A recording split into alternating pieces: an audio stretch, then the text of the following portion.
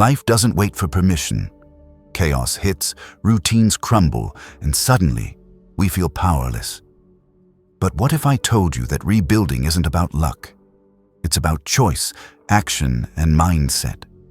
Stoic philosophy teaches that real strength comes from mastering yourself, not trying to control the uncontrollable. Carl Jung once said, "Until you make the unconscious conscious, it will direct your life and you will call it fate." That's a wake-up call. Every reaction, every habit, every fleeting desire shapes your reality. Awareness is the first step. Feel your impulses, acknowledge them, and don't let them dictate your day. Plato reminded us, the first and greatest victory is to conquer yourself. Rebuilding starts with discipline. Choose routines that serve growth over comfort. Swap short-term pleasure for long-term strength. It's not punishment, it's empowerment. Imagine life as a wild river. You can't control the water, but you can steer the boat. Every principle you apply, clarity, resilience, restraint, becomes an oar in your hands.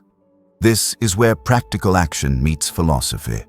Pause before reacting, reflect before deciding, act with intention. Socrates said, "An unexamined life is not worth living." Take stock daily. What drains you? What lifts you? Build habits that align your energy with purpose. Freedom isn't the absence of rules. It's the ability to choose your path consciously. And here's the secret most overlook. Strength isn't just physical or intellectual. It's moral and emotional. Life will throw obstacles, betrayals, and failures, but each is a teacher. Frame every challenge as fuel for growth. Observe without attachment, act without fear, and align every choice with your values. Finally, remember, rebuilding is a journey, not a sprint. Each day you rise with intention. Every time you reflect and course correct, you reclaim a little more authority over your life.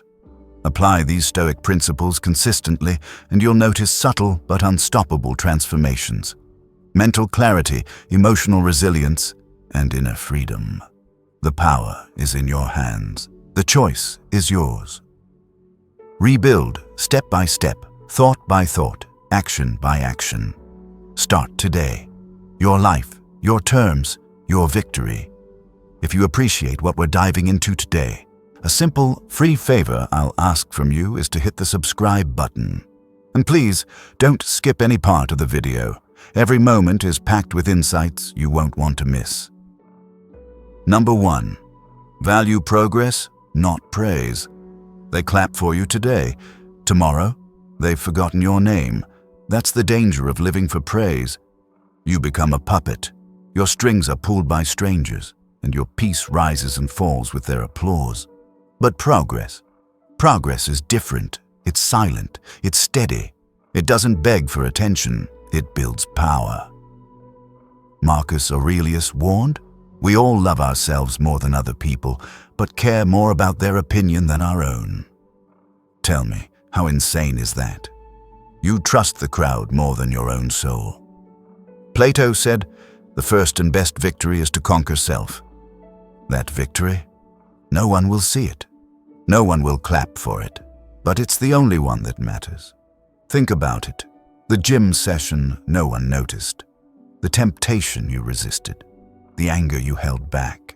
The early morning discipline when everyone else was sleeping. That's progress, invisible, unglamorous, but the kind that forges unbreakable character. Praise is sugar. Sweet in the moment, but it rots you from within.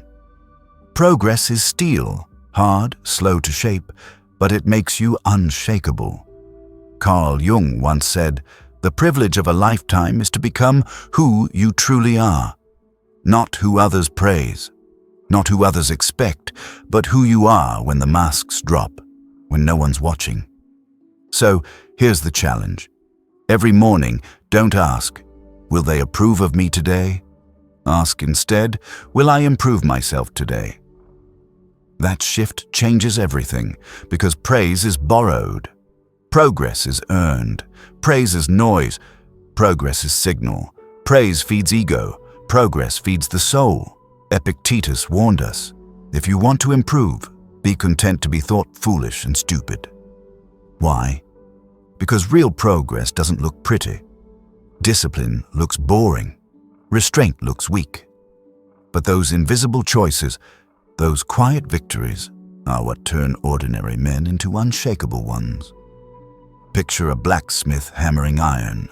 The world doesn't cheer with every strike. But slowly, blow by blow, the blade sharpens. That's you. That's progress. And here's the irony. When you stop chasing applause and build progress, respect eventually follows. But by then, you won't need it.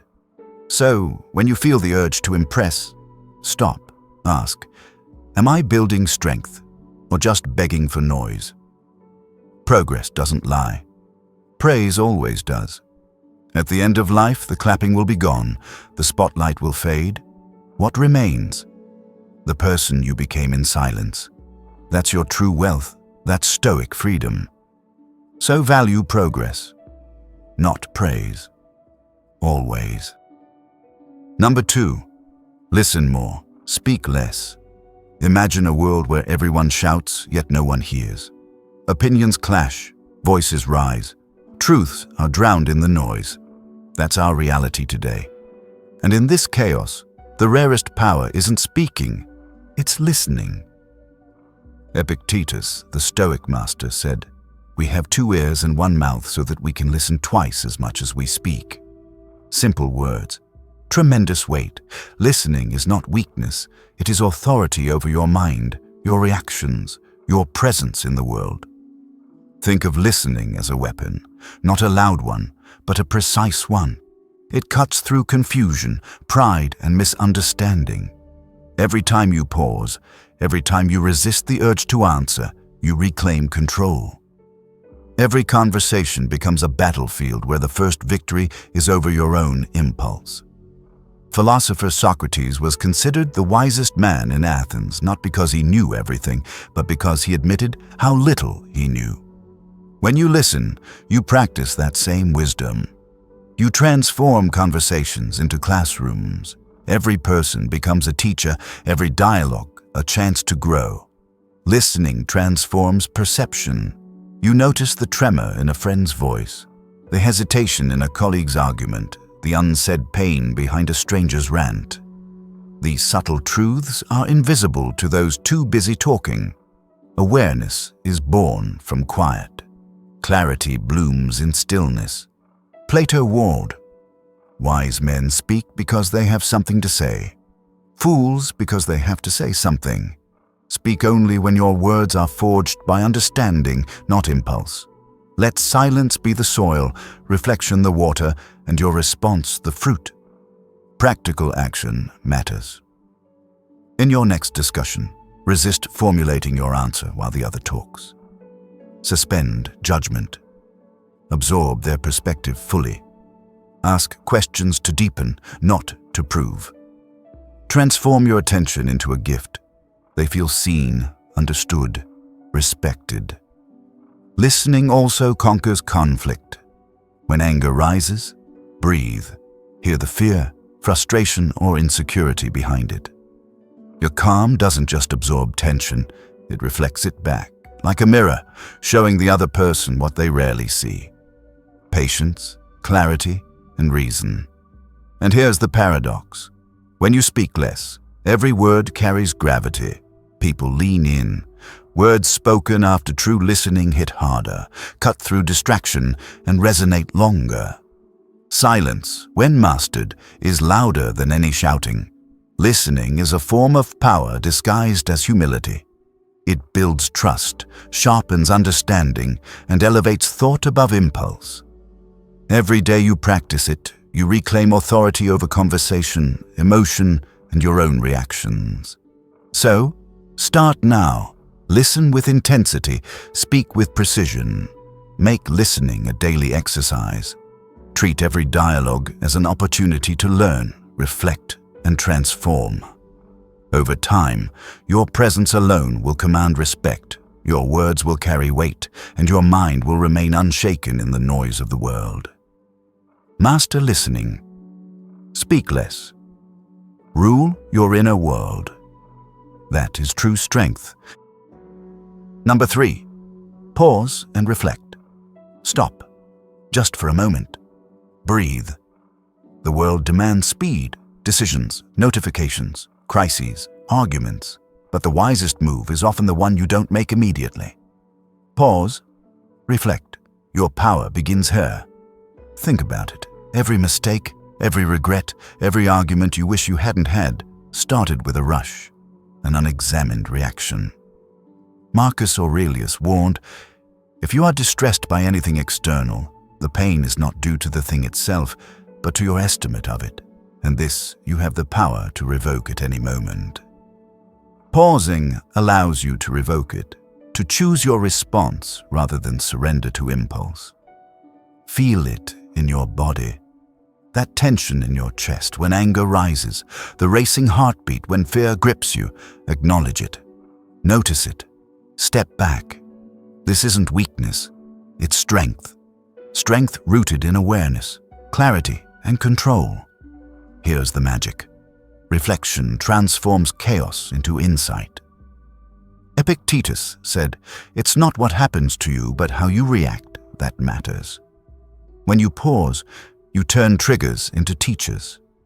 Every harsh word, every setback, every surprise becomes a chance to practice patience, reason, and calm authority over yourself. Practical moves make this real. Before responding to conflict, take a breath. Count to 10. Ask, what do I want my outcome to be? Keep a journal of reactions, spot patterns, celebrate wins, learn from slip-ups. Over time, reflection isn't a task, it's a muscle you strengthen daily. Emotionally, this pause is liberating. Anxiety softens, anger fades, decisions feel lighter. You discover freedom isn't escaping challenges, it's mastering how you meet them. Life doesn't need to control you. You can control how it touches you. Here's a simple rule. Pause before you speak, act, or react. Even for 30 seconds, even for a breath. In that pause lives clarity, perspective, and your own authority. The moment passes, but the mastery lasts. So, stop running, stop reacting, step back, reflect, respond intentionally. Life throws storms, chaos, and conflicts, but within you lies a calm eye, a space where choices are deliberate, not dictated. Pause, reflect, own your life. Number 4, seek virtue in every choice. Every day, life hands you a battlefield disguised as ordinary moments. A careless word, an unfair demand, a temptation to cut corners. These aren't accidents. They're tests, and in each test, one question arises. Will you choose virtue, or will you betray yourself? Marcus Aurelius said, if it is not right, do not do it. If it is not true, do not say it. That's not philosophy written in marble. That's a sword you're meant to carry. Because every choice, no matter how small, either sharpens your character or dulls it. Think about it. The lie you excuse just this once. The anger you unleash because it feels good in the moment. The comfort you chase instead of discipline. These are not harmless. Each one carves a scar on the soul. Plato warned, the first and greatest victory is to conquer yourself. Fail there, and no victory outside matters. Virtue is not abstract. It is practical. It is lived in silence when no one is watching. It is restraint in the face of impulse. It is courage when fear demands surrender. It is discipline when comfort whispers, take it easy. Epictetus put it bluntly, no man is free who cannot command himself. Picture your life as a house. Every choice is a brick. Integrity lays stone that endures storms. Vice lays sand that crumbles in the first rain. The question is simple. What kind of house are you building? Here's how to use this. Pause before acting. Ask yourself, does this align with the person I want to be? If yes, do it with full force. If no, walk away, no matter how tempting. This is not weakness, this is sovereignty. And here's the paradox.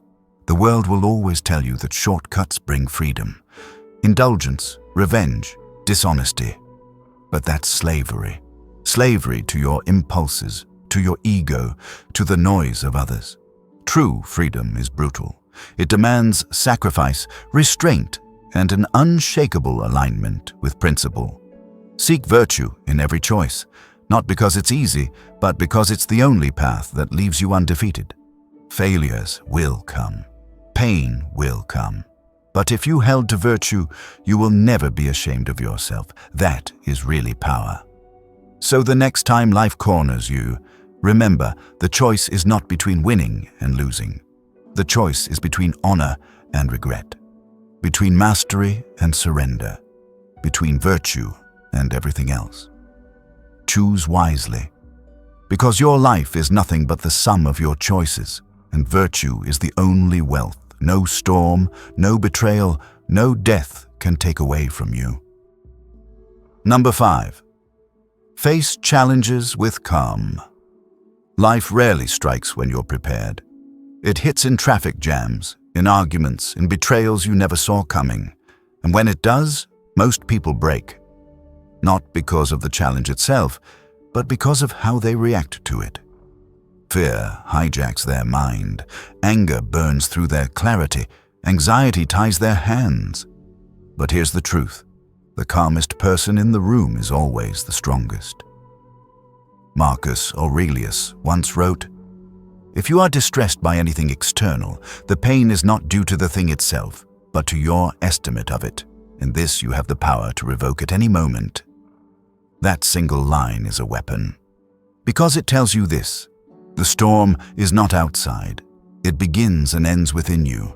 Think about your own life, the sudden job loss, the words that cut deep, the health scare. Each time your first reaction wasn't strategy, it was panic. Panic clouds reason, but calm is clarity. Calm sees the next move while others are blinded by emotion. Epictetus taught, "It's not what happens to you, but how you react to it that matters." Facing challenges with calm doesn't mean ignoring the difficulty. It means mastering your inner state so you can master the problem itself. Picture yourself as a mountain. Around you, winds howl, storms rage, people scream. Yet the mountain remains unmoved. That's not weakness. That's supreme strength, discipline over impulse. This is the Stoic way, unshaken, unmoved, untouchable. Now let's break this into practice. How do you actually face challenges with calm? Step 1. Breathe before reacting. A single deep breath creates space between impulse and action. That pause is where wisdom lives. Step 2. Reframe the challenge. Instead of asking, "Why me?" ask, "What is this teaching me?" Seneca reminded us, difficulties strengthen the mind as labor strengthens the body. Every challenge is training. Every hardship is a classroom. Step 3. Detach from the noise. When chaos surrounds you, ask, "Does this problem touch my character or only my comfort?" If it doesn't corrupt your integrity, then it cannot harm your true self. Here's the emotional shift. Anger feels powerful, but it enslaves you. Anxiety feels urgent, but it clouds you. Calm feels quiet, but it commands everything around it. The calm person sees options where the panicked person sees none. The calm person finds strength where the angry person loses it. Imagine two leaders in a crisis. One shouts, reacts, blames. The other pauses, observes, acts deliberately. Who commands respect? Who survives the storm? Calm is authority. Calm is power. Calm is leadership. And here's the paradox. The world believes calm is passive, but in truth, calm is the ultimate form of control. It is energy conserved. It is fire mastered. It is chaos tamed. So, the next time life throws its weight against you, remember, the challenge isn't the enemy. Your reaction is. Don't give your power away to fear or anger. Hold it, guard it, channel it. Marcus Aurelius reminded himself each morning, you have power over your mind, not outside events. Realize this, and you will find strength. That is the essence of facing challenges with calm. Because challenges will never stop coming, but if you face them with calm, they don't break you, they build you. They forge resilience, sharpen clarity, and harden your spirit into something unshakable. So, stand firm, breathe deep, face the fire, and stay still inside it. That is how you win, not once, but for life. Number 6. Let go of what you can't change. We torture ourselves more than life ever does. Not because of what happens, but because of what we refuse to release. A lost opportunity, a harsh word, an unfair outcome. We clutch these like burning coals, convinced the tighter we hold, the more control we gain. Yet in truth, we only burn ourselves. Marcus Aurelius faced wars, betrayal, and plague. Yet he wrote, if you are distressed by anything external, the pain is not due to the thing itself, but to your estimate of it. And this you have the power to revoke at any moment. Do you see it? Freedom isn't out there.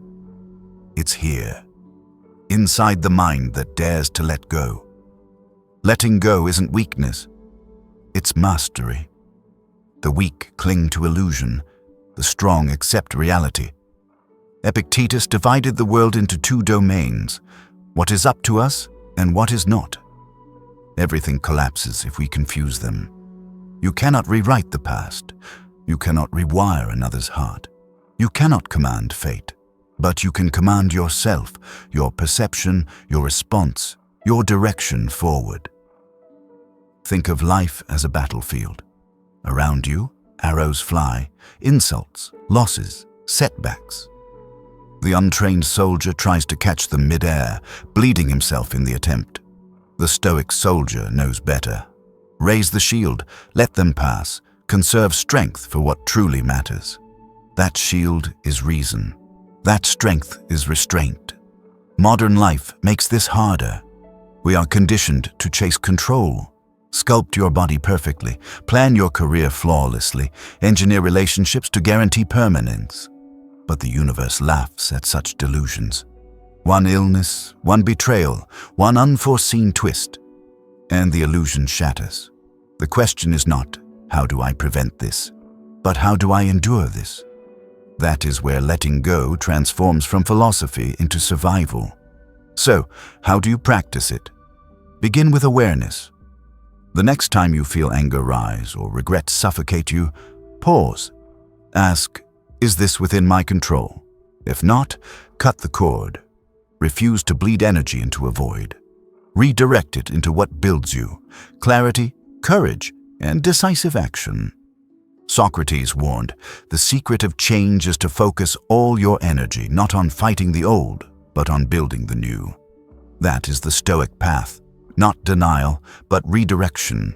You don't let go to forget. You let go to free your hands for creation, for growth, for what still lies ahead. Picture a river. You can't push the current backward, but you can guide your boat. Resisting the flow only exhausts you. Working with it delivers you forward. Life is that river. Letting go is learning how to row with wisdom instead of drowning in rage. And here's the paradox. When you let go of what you cannot change, you discover an unshakable calm. People cannot provoke you. Outcomes cannot enslave you. Fate cannot terrify you. You become untouchable. Not because life stopped testing you, but because you stopped giving it your peace as tribute. Letting go is not abandonment. It is authority. It is reclaiming sovereignty over the only kingdom that ever truly belongs to you, your own mind. So today, release the stone. Refuse to grip the fire. Whisper to yourself, this is beyond me, and so it cannot bind me. That is not surrender. That is victory. Number 7. Gratitude over complaint. Stop. Right now. Think of your morning, Coffee spilled? Traffic jam? A message you didn't want? Your first reaction: complaint, frustration, irritation.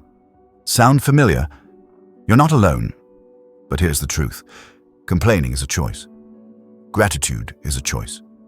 One enslaves, the other frees. Marcus Aurelius wrote, "When you arise in the morning, think of what a precious privilege it is to be alive, to breathe, to think, to enjoy, to love." That's not fluff. That's armor. Life throws chaos. Complaints let it win. Gratitude lets you win. Think of your mind as a lens. Complaints blur. Gratitude sharpens. Suddenly, a bad day becomes a lesson. A harsh word becomes insight. A challenge becomes growth. Epictetus said, "It's not what happens to you, but how you react to it that matters." Reaction is your superpower. Complaining, weak. Gratitude, strong. How do you do it? Simple. Every morning, write down 3 things you already have: your breath, your home, someone who cares. Small things, tiny victories. Then, throughout the day, pause before reacting. Ask, what can I appreciate here? What lesson is hidden?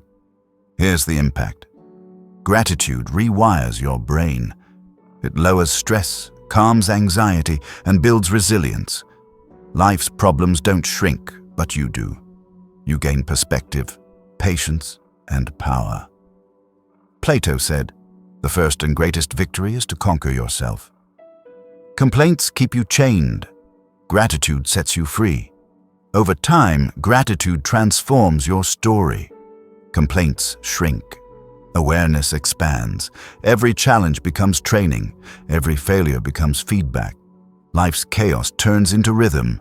You don't control events, but you control your response. That is strength. That is freedom. Socrates warned, "An unexamined life is not worth living." Examine not only what happens, but how you respond. Choose gratitude. Speak it. Write it. Feel it. Let it be your lens. Let it guide your actions. Let it transform your relationships, your mindset, your world. Gratitude over complaint is not naive optimism. It's deliberate power. It's Stoic mastery. It's living life on your terms. Stop letting frustration rule you. Stop giving away your calm. Start small. Start now. Notice the blessings. Honor them. Let gratitude lead your life, your choice, your calm, your power. Number 8. Turn adversity into wisdom. Adversity is inevitable.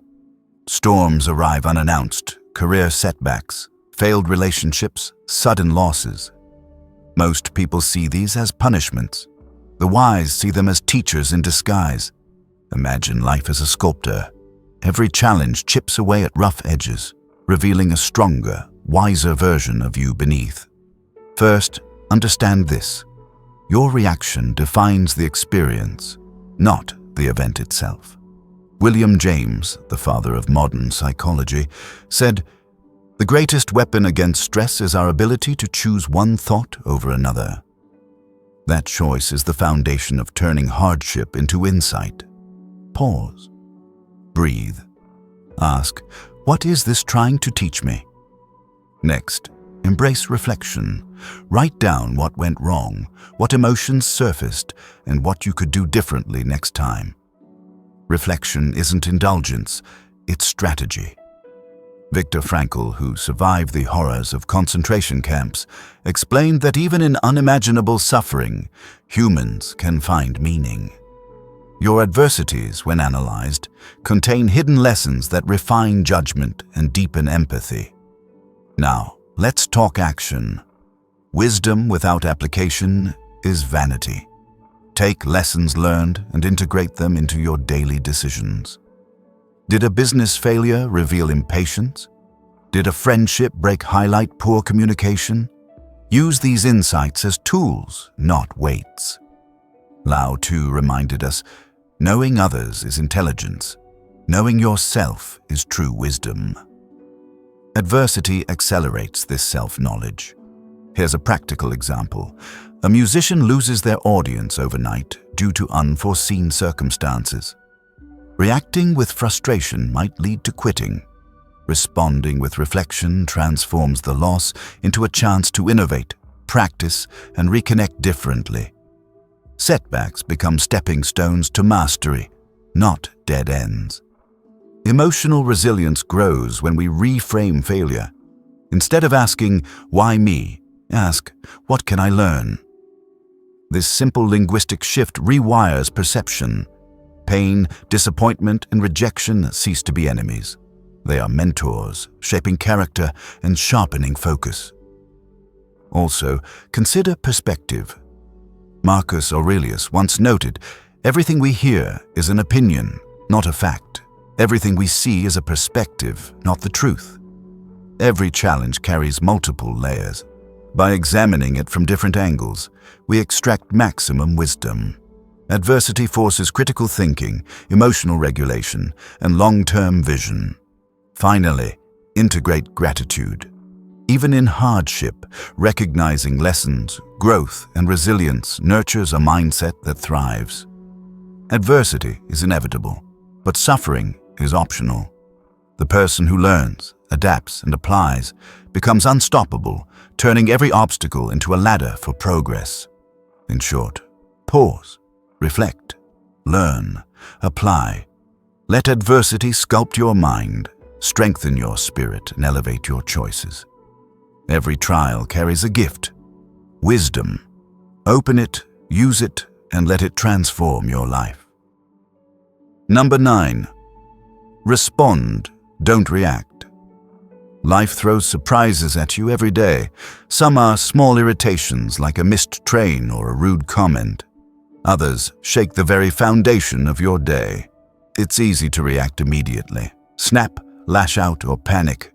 But here's the Stoic secret. You don't have to surrender to the moment. Responding with awareness rather than reacting impulsively is the bridge between chaos and control. Consider this. You're at work. A colleague criticizes your project. Your first instinct may be to defend yourself, argue, or shut down. But what happens if you pause? Observe your anger. Notice the tightness in your chest, the quickening heartbeat. Then take a breath, step back mentally, and choose your words carefully. That choice, that deliberate response, is your power. Philosophers from different eras emphasize this principle. Marcus Aurelius wrote, "You have power over your mind, not outside events. Realize this, and you will find strength." Here, he reminds us that our emotions don't have to dictate our actions. Seneca adds another layer. No man is crushed by misfortune unless he has first been deceived by it. Misfortune or provocation only gains control if you allow it. Responding, rather than reacting, reshapes both your internal and external world. It trains patience, builds emotional intelligence, and strengthens relationships. Psychologists today echo this. Impulsive reactions spike stress hormones and increase regret, while mindful responses reduce conflict and enhance clarity. Practical steps make this tangible. First, pause. Literally take a breath before replying. Second, observe your emotions without judgment. What are you feeling? Anger, fear, embarrassment? Third, frame your response around your values, not your immediate desires. Ask yourself, what outcome aligns with who I want to be? Life offers countless real-world tests. In traffic, a reckless driver cuts you off. At home, a family member says something hurtful. On social media, someone attacks your beliefs. Reacting is instinctive, responding is intentional. Over time, this habit becomes automatic. You'll notice calmer mornings, fewer arguments, and a stronger sense of self-mastery. Even contemporary thinkers emphasize it. Eckhart Tolle suggests observing emotions as passing phenomena, not commands. By stepping out of the immediate reaction loop, you reclaim authority over your mind and choices. Finally, remember, Responding doesn't mean suppressing feelings. It means transforming them into purposeful action, turning frustration into clarity and irritation into insight.